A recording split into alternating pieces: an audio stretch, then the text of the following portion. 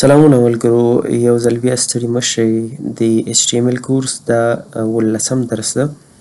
تېر درسونه مونږ چې کوم ویلي وو اکثر د فورمز په اړه باندې دغه څه ویډیوګانې چې د فورمز په اړه باندې دي. نن کوشش کوو چې دغه فورم برخه یې مکمل خلاصه کړو. نو زه څه کوم، راځم هغه فایل ته چې کوم مونږ جوړ کړی او دا تیار ما سره دلته اوپن ده. نن چې مونږ کوم درس وایو هغه زه به دلته په کمنټ کې ولیکم په دې رقم. مونږ به نن څه شی وایو چې یو خو لومړی ده مونږ سره د چیک باکسز مونږ نه دي ویلي. تاسې به اکثره په فورمونو کې کتلی وي چیک باکس هم موجود وي. نن به مونږ دا وایو. بل چې دی بل به فایل اپلوډ وایو. تاسې به اکثره کتلی وي چې تصویر اپلوډ کوي یا بل فایل وي هغه اپلوډ کوي، نو د هغې په خاطر باندې څه استفاده کیږي هغه به هم وایو.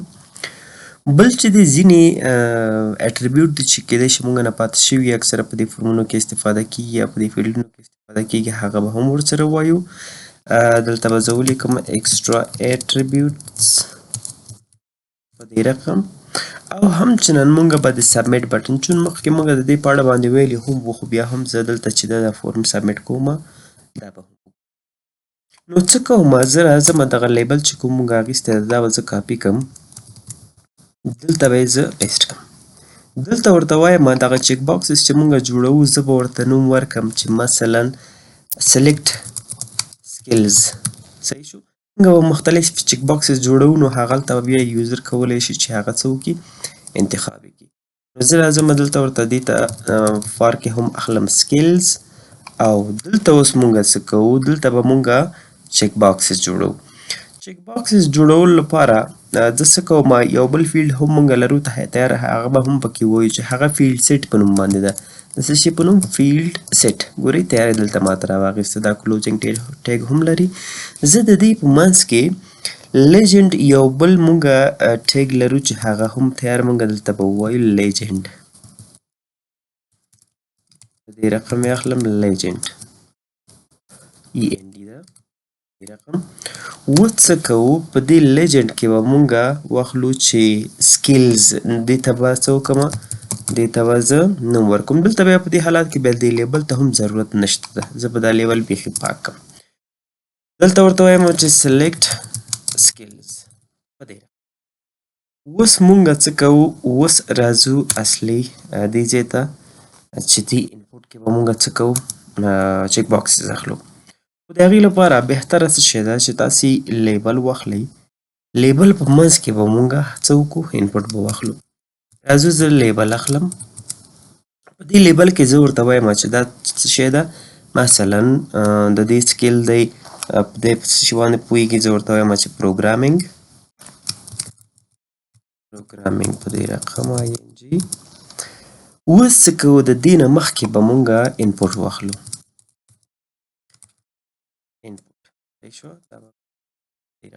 اوس به مونږ دې ته ټایپ اخلو. ټایپ خو تاسې مخکې د دې اټریبیوټ ویلی و چې دا ټایپ مونږ اکثر اخیسته. نو هغې لپاره اوس زه څه کوم، په دې کې چیک باکس اخلم. او بل خو تاسې حتما ID او نیم ویلی و. د نیم لپاره زه څه کوم، دلته به زه واخلم چې سکلز په دې. او بل ویلیو هم دی لري چې ویلیو کې باید مونږ څه وکړو، ورته ووایم چې پروګرام په دې. اوس که چېرته زه راشم دا سیف کړم او یو ځل یې به دا زه براوزر کې اوپن کړم، براوزر کې به دا کیدای شي ما سره تیار اوپن وي. خیر نشته، زه به راشم یو ځل یې ډیسکټاپ سر ته، په دې ځای کې HTML فولډر تیار لرم او زه به داسې وکړم، براوزر کې به اوپن کړم. اوس که پام ووي هغه فیلډ سیټ چې ما واخیسته هغه د دې لپاره وګورئ، دغه څه شی ورسره راغلی، یو بارډر ټایپ ورسره راغی او داسې یو ښایسته مونږ سره ښکاره کېږي. دا اکثره مونږ فورمونو کې استفاده کوو. اوس که چېرته په دې باندې زه کلیک کوم، وګوره دا چیک باکس غوندې ماته راځي. نو دلته چې زه څومره انپوټس اخلم هغه به څنګه کېږي، دلته به ماته ښکاره کېږي. خو دې ته مو پام وي چې دغه لیول چې کوم ما واخیسته هغه د دې په خاطر باندې و چې دلته ما ورته څه وکړه، پروګرامینګ ولیکه. بیرته زه راځم، دلته به یو بل لیبل همدغه به زه کاپي کړم. صحیح شو. اوس په دې باندې خو تاسې پوه شوئ. زه به دا کاپي کړم، پیسټ به یې کړم.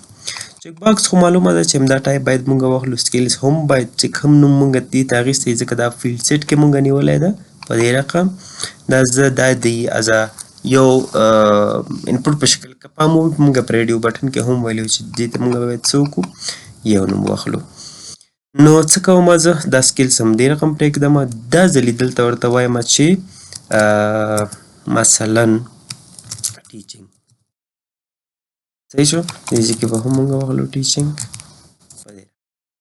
چېرته دا سیف کوم راشي مې یو ځلې په براوزر ریفرش کوم وبه ګورم ما ته اوس ګوره څه شی راغی ټیچینګ راغی خو په یو حالت کې موږ کولی شو چې باید څه وکړو ملټیپل انتخاب کړو ځکه سکیلز خو یو نه وي څو دانې کولی شي یوزر انتخاب کړي دلته به وګورو ښه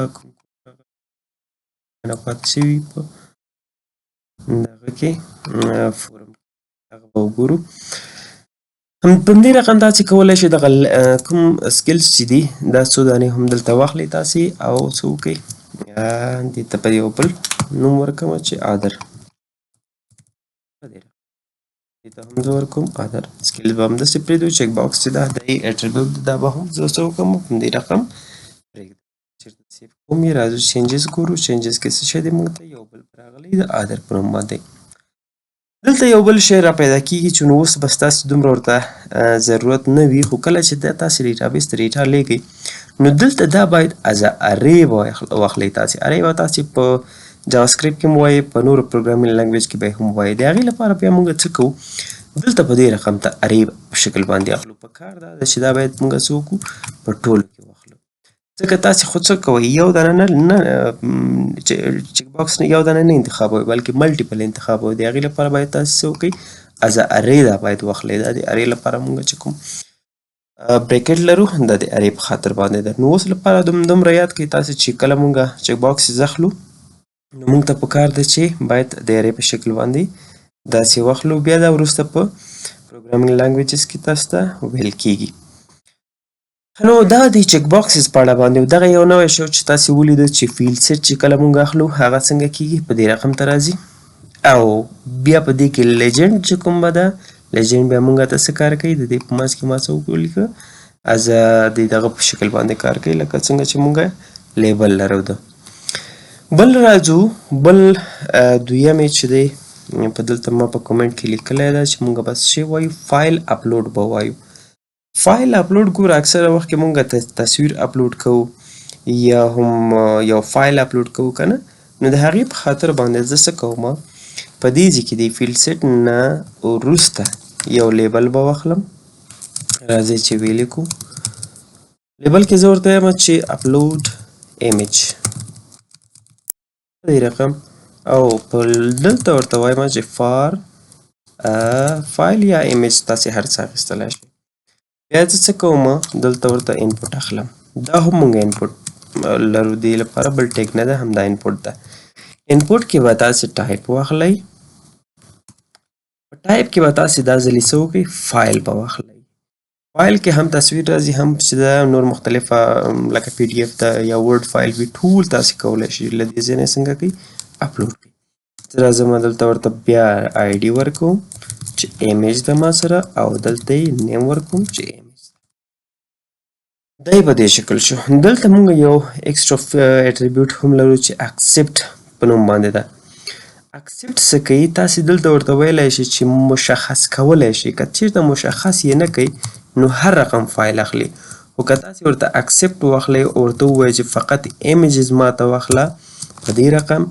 نو دی به څه کوي فقط تصویرونه به اخلي هغه به ورډ فایل یا کوم نور فایلونه چې کوم ایکسټنشن لري هغه به بیا څه کوي هغه به نه اخلي زه به راشم دا به سیف کوم او یو ځلې براوزر ریفرش کوو ګورو چې ما ته څه رقم راغلی په دې رقم راغلی ګورو اپلوډ ایمیج چې کله په دې باندې زه کلیک کوم ما ته دا اوپن کېږي دلته به زه څه وکړم ګورئ مثلا زه راځم دا انتخابوم په دې شکل اوس وګورئ هغه تصویر چې کوم هغه دلته څنګه شو ورسره اټیچ شو بیا چې کله تاسو سبمیټ کوئ دا به څنګه کېږي ډیټابیس ته به په همدې رقم سبمیټ کېږي نو دا فایل ده چې په دې کې تاسې کولی شئ چې تصویرونه یا هم نور کوم فایلونه وي ټول رقم هر رقم تاسې کولی شئ چې څه وکړئ زه به دلته چې دا ایمیجز نه ده فقط ایمیج ده دا به زه راشم یو ځلې به بیا چک کو دلته چې آیا موږ سره بل فایل هم اخلي که نه اوس که ستاسې پام وي په دې ځای کې ما ته ټول تصویرونه راځي مخکې څه شی راتله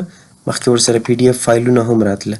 چېرته زه راشم زه دا لرې کړم، بیا تاسو ته عملي وښیم. زه دا اکسپټ لرې کوم، سیف کوم یې. اوس راځم یو ځلې براوزر ریفرش کوم، اوس ګورم چې دې کې که پام مو وي پریزنټیشن سیمینار دلته PDF فایلونه دي که نه، دا هم ورسره اوس څنګه کېږي موږ کولی شو چې انتخاب کړو. مثلا زه راځم دلته ورته وایم چې دا څه وکړه، د PPT فایل ده، یعنې د پاور پوینټ فایل، دا هم ورسره اټیچ کېږي. خو که چېرته موږ دلته ورته مشخص کړو چې فقط اکسپټ کې ماته ایمیج راکړه، فقط تصویرونه، که هغه PNG وي JPG وي هر رقم تصویر وي، هغه به څنګه کوي. ګوره دا JPG ده خو دا PNG ده، نو دواړه کولی شي چې څه وکړي، انتخاب یې کړي. نو دی د فایل اپلوډ په اړه باندې وکړه. بیا هم کوم شی مانه پاتې کېږي تاسې به څه کوئ، ماته به یې په کمنټ کې وایي چې دغه برخه یې پاتې شوې ده. نو دا زه به په کمنټ کې تاسو ته څنګه کومه جواب ومه. راځو اوس ځینې اټریبیوټ چې هغه مونږ نه کېدی شي پاتې شوي هغه مونږ وایو. یو خو دا ده چې په دې ځای کې که پام مو وي، زه به یو انپوټ واخلم، څه کومه یو BR ټیګ به واخلو او څه کومه یو انپوټ اخلم. دلته ورته مونږ ټایپ اخلو، دا ځلې ټکسټ مونږ اول کې ویلی و که نه. بیا ورته څه کومه، زه ورته وایم چې نیم یې مثلا ټیسټ، دې رقم ID هم ورته ورکوم ټیسټ، څه کومه کلوز کوم. اوس دلته چې کوم اکسټرا اټریبیوټ دی هغه یو پلیس هولډر و چې مخکې ما تاسو ته ویلی هم و. که چېرته زه راشم دا سیف کوم براوزر کې ګورو چې دا په څه رقم ښکارېږي، دا به په دې رقم ماته ښکارېږي. خو زه ورته وایم چې دلته دې ما یوزر ته هنټ هم ورکړي چې یوزر پوه شي چې دلته څه ولیکي. د هغې لپاره زه کولی شم چې پلیس هولډر واخلم چې یوزر څنګه کي ګایډ کی، یعنې پوهې کې لارښوونه ورته وکړي. زه ورته وایم چې انټر یور نیم، تاسې به اکثره فورمونو کې فیلډونو کې کتلي په دې رقم ته وي، نو هغې لپاره مونږ پلیس هولډر اخلو. که چې راشم اوس وګورئ تاسې هلته یوزر ته هنټ ورکړی ده، دا اصل کې ډیټا نه ده بلکې فقط معلومات دي. یوزر به څه کوي، یوزر به مکمل دلته نوم لیکي. دا یو اټریبیوټ ده چې باید تاسې په یاد وي چې پلیس هولډر اکثره مونږ استفاده کوو. بل ویلیو ده. ویلیو چون مخکې هم ما دلته ویلیو یو مونږ دې ځای کې ووایو چې دا هم داسې اټریبیوټ ده چې اکثره زمونږ په کارېږي، یا مونږ دلته په ریډیو بټن کې وویلې چې ویلیو هم مونږ ته په کارېږي، یا مونږ په سلیکټ کې هم ویلی و چې دلته ویلیو مونږ ته په کارېږي. دا یې ده. بل راځو یو مونږ لرو ریډ اونلی، بل لرو ډیسیبلډ. دا دواړه وایو. ریډ اونلی نه مطلب څه شی ده، که دلته زه یو ویلیو واخلم، راځئ ویلیو کې ورته ډیفالټ زه لیکمه، مثلا ډیفالټ ویلیو په دې راځو اوس ګورو. زه که راشم دلته ډیفالټ ویلیو ګوره راغلی ده پکې تیار. خو زه وایم چې دغه ډیفالټ ویلیو چې دا باید یوزر یې چینج نه کړی شي. اکثره داسې فورمونه راځي ځکه چې مونږ چې کوم اوس ډیټابیسز کې کوم ما جوړ کړي دي هغې کې مونږ ته ډېر داسې برخو سره مخ شوی یم چې هغلته یوزر ته ډیفالټ ویلیو به ښکاره کېږي، خو ولې نور به نشي کولی چې څنګه وکړي چینجز راوړي. نو دلته به مونږ څه کوو، دلته ورته وایم چې ریډ اونلی، دا چې دا په همدې رقم ده، یعنې کوم ویلیو به دا نه اخلي، په همدې رقم به تاسو سلیکټ کړئ ریډ اونلی. اوس که چېرته تاسې راشئ براوزر به ریفرش کوئ، اوس که چېرته په دې کې تاسې تغیرات راوړئ، ګوره زه د کیبورډ نه کیز پریس کوم خو ماته څه کوي، زه نشم کولی چې دا چینج کړم. بل مونږ لرو ډیسیبلډ په نوم باندې. ډیسیبلډ او ریډ اونلی اکثره د یو قسم ده، خو دا د دې چینج چې دا به تاسې کله چې ډیټا سبمیټ کوئ ډیټابیس ته PHP کې به د دې په ډیفرنس باندې ډېر ښه پوه شئ. اوس ګوره ما ریډ اونلی نیولی و، خو دا ډیسیبلډ که زه واخلم، ډیسیبلډ مطلب دا ده چې دا برخه دا انپوټ یې څه شی ده، ډیسیبل ده. ګورې چینجز په دې کې هم نشي راوړلی.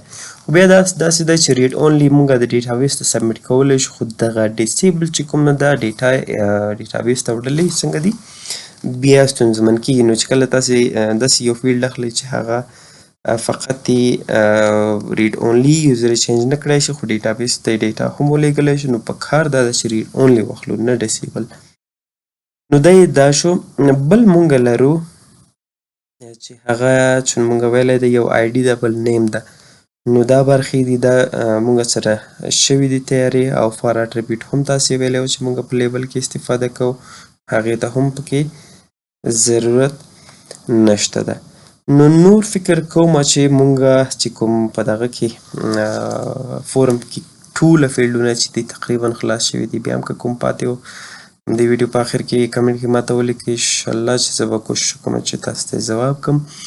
او بل د سبمیټ بټن د سبمیټ ګورئ چې کله کار کوي دلته به حتما کوم ویلیو پاتې یا ریډ فکر کوم چې دا د مشکل ده. دا ګوره از کوډ ماته ښکاري. نو راځو ګورو چې د دې مشکل به را پیدا کړو چې مشکل یې چیرې ده. راځو ګورئ څومره یو عادي خو نه ده په دې پروګرامینګ کې. دلته ما نه څه شی شوي دی هغه ټیګ بیخي پاک شوی ده. نو مونږ ته څنګه کېږي که پام مو وي هغه فورم په دې ډیټا چې ده په دې رقم ته ښکاره کېږي. اوس که چېرته زه داسې وکړم چې راشم او ورته ولیکم چې فورم او کلوزینګ باید تیار انشاءالله راشو اخر ته دا فورم تیار شته. یو شی ګورئ که تاسې که کوم درنه نادرکي کېده یا تاسې پوهېدلی چې نشم پیدا کولی ځکه اکثره کوډ بیخي زیاتېږي. اوس دا خو بیخي کم مونږ لیکلی ده. داسې فایلونه ما چې دی په ریل ډیټابیسز کې جوړ کړي دي چې 2000 لاینه 3000 لاینه کوډ لري. نو بیا تاسې کولی شئ په دې رقم یې را پیدا کړئ. یا تاسې راځئ مثلا وایئ چې دلته یو برخه وي لکه دا شو. د دې لپاره تاسې کوئ داسې کولی شئ کولیپس کولی شئ تر څو چې کوډ یې تاسې کم معلوم شي او په اسانۍ سره یې څنګه وکړئ پیدا کړی شئ. او بل که چېرته کوم برخه یې مهمه وي تا ته وایي چې ما نه له یاده ونه وځي بیا څه وکړه دلته مارک په دې رقم چې مارک شي نو ګوره تل راځي لاندې او ته وایي چې بیرته ما ته باید زه پیدا کړی شم. نو ګوره مارک تیار پکې شته بیرته لرې کولی هم شي. دا هم پکې مهمه ده. زه انشاءالله ګوره کوشش کوم تاسو ته کوم رقم ډیټابیس چې مونږ جوړ کړي دي زه اوس مونږ په ای آر پي سیسټم باندې کار کوو چې هغه ډېر غټ سیسټم ده. هره برخه ده لکه هغې کې چې د ریسپشن ده، هغې کې چې د فاینانس ده، اچ آر برخه یې ده، همداسې نور د دوی چې پروډکشن برخې دي هغه ټولې پکې موجودې دي. نو هغلته چې ده مونږ ته ریل دا کوم شیان چې زه تاسو ته وایم دغه که چېرته دقیقا تاسې یاد کړئ او همداسې مخته مونږ لاړ شو لکه سی اس اس به یې ووایو وروسته جاوا سکرپټ ووایو د هغې فریم ورکونه ووایو انشاءالله چې تاسې به په آخر کې داسې ښایسته ویب سایټس خو به بیخي تاسې ته عادي خبره ښکاره کېږي چې یو ویب سایټ جوړول به عادي وي تاسې لپاره. نو تاسې به کولی شئ غټ ډیټابیسز لوی شرکتونو ته ډیټابیسز به څنګه کوئ جوړ به کړی شئ. نو ګوره اوس دغه څو ویډیوګانو درسونو کې چې موږ کوم کوډ ولیکه تقریبا مونږ چې راشو دلته ګوره 129 لاینه کوډ کېږي. نو دا چې دا اوس دا خو مونږ ټیسټینګ کوو. نو بیا چې کله مونږ سی اس اس ته راځو هغه به په دې رقم نه ښکاره کېږي. ګورئ اوس څومره نامنظمه معلومیږي که نه. خو دا چې مونږ زه به دا ریفرش کړم ګوره هغه مشکل ختم شو. نو کله چې مونږ بیا سی اس اس کې کار کوو یا نور فریم ورکونه چې د سی اس اس راځي بوټ سټریپ شو ټیلوینډ شو ټیلوینډ به انشاءالله وایو. نو هغه چې کله مونږ ووایو دا ډیزاین به ډېر منظم ښکاره کېږي مونږ به یې خپله ډیزاین کوو. خو اوس لپاره تاسې کوشش کوئ چې دغه هر یو ټیګ چې ده د دې په استفادې باندې ځان پوه کړئ چې دا د څه په خاطر باندې کارول کېږي او هر یو یې څه کار کوي. زه چې مثلا داسې برخې سره مخ شمه چې هغې ته ریډیو بټن پکارېږي نو زه باید څه وکړم انپوټ اخلم ټایپ ورته دا نیسم آیډي او نیم چې دا وروسته تاسو ته ډېر ښه پکارېږي ویلیو ده دا ټول شیان دي. اوس لپاره تاسې څه وکړئ فقط یې په ذهن کې کېنوئ چې دا څه شی دی دا مونږ فورم کې مونږ ته په کار راځي. نو انشاءالله له دې وروسته هم مهم درسونه پاتې دي چې هغه هم مونږ په HTML کې وایو دا چې کله تکمیل شي د خیره او تاسې همداسې ما سره مخته لاړ شئ تاسې به ډېر شی زده کړی شئ. او ما چې کوم ډیټابیسز جوړ کړي دي کوم ویب سایټونه ما جوړ کړي دي لکه زما ویب سایټ ته هم تاسې راشئ دلته به زه ولیکم چې خالد دانشیار او انټر به یې کړم. ګورئ که چېرته زما ویب سایټ ته تاسې راشئ دلته نو ګورئ دا زما ویب سایټ ده په دې کې چې دا ما په نیکسټ سټیج کې جوړ کړی ده. خو دلته هم د HTML چې کوم مونږ وایو که نه دا ټوله په دلته په کارېږي. مونږ H1 ټیګ ویلی په اولو کې اوس لکه دا H1 ټیګ دا بیا چې دا ورپسې چې د جاوا سکرپټ دلته استفاده شوی چې دې سره هر یو تصویر څنګه کېږي چینج کېږي همداسې دا یو برخه ده. اوس لکه مونږ د فورم په اړه باندې وویلې فورم دلته اوس وګورئ همدغه فورم ده خو ولې ډیزاین شوی ده. دلته زه کولی شم چې څه وکړم نوم ولیکم دا مونږ وویلې چې مونږ دلته څه کوو د ټکس اخلو ټایپ انپوټ ټایپ اخلو او انپوټ واخلو او ټایپ به څه کوو ټیکس به نیسو. او بل دا ده چې ایمیل د ایمیل کې موږ کولی شو چې انپوټ به موږ ټیګ اخلو او ټایپ به یې ورته څه نیسو ایمیل به نیسو. همچنان شمیره د شمیرې لپاره موږ څه شی ویلی وو موږ فون ویلی وو. همچنان دا اوس وګورئ دا ډراپ ډاون د ډراپ ډاون کې لپاره موږ څه شی ویلی وو سلیکټ ویلی وو. د هم دلته پکې ټیکس ایریا د ټیکس ایریا لپاره موږ ته هغه فیلډ ویلی وو. نو انشاءالله تاسې به هم وکولی شئ چې دا یا د دې نه ښایسته بهتره او په ښه سټرکچر کې به تاسې ویب سایټونه یا ډیټابیسز به د خلکو لپاره جوړ کړی شئ، ځان لپاره به یې جوړ کړی شئ. خو مهمه دا ده چې تاسې په نیمه کې پرې نه دی بلکې تر اخره پورې ما سره همداسې مخته لاړ شئ.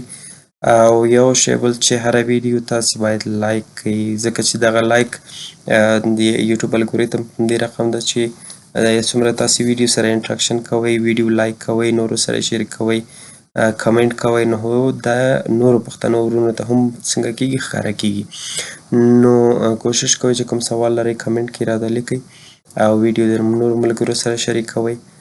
او زه چې دا خپل ویب سایټونه مې دي یا خپل ویب سایټ مې ده په دې خاطر باندې تاسو ته ښایم چې تاسې څه وکړئ موټیویټ شئ. زه خپله ما هم همداسې کړي دي لکه آنلاین ارنینګ که ما شروع کړی ده نور خلک مې کتلي دي هغوی نه زه موټیویټ شوی یم، هغوی نه زه تشویق شوی یم، ما خپله هم کارونه شروع کړي دي. اوس که چیرته دا تاسې ونه ګورئ یا په دې رقم ته د نورو کسانو د افغانانو یا د خارجي کوم کسانو ویب سایټونه چې دي یا هغوی ډیټابیسز جوړ کړي هغه تاسې ونه ګورئ تاسې آیډیا نشئ اخیستلی. نو زه هم اکثره وخت کې کوشش دا کوم چې تاسو سره دا کوم څه چې ما جوړ کړي دي نو دا تاسو سره په دلته په ویډیوګانو کې په فیسبوک پیج کې په نورو ځایونو کې شیر کوم تر څو تاسې هم آیډیا واخلئ او وکولی شئ په آینده کې د افغانستان لپاره له دې هم ډیر بهترین او ګټور اپلیکیشنز ویب سایټونه تلیفون لپاره هر څه لپاره چې وي مقصد تاسې جوړ کړئ او د موږ د نورو د احتیاج څخه څنګه وشو خلاص شو. نو ښه وخت ولرئ، اباد اوسئ، کامیاب اوسئ. بل درس کې به انشاءالله موږ HTML همداسې مخته وړو.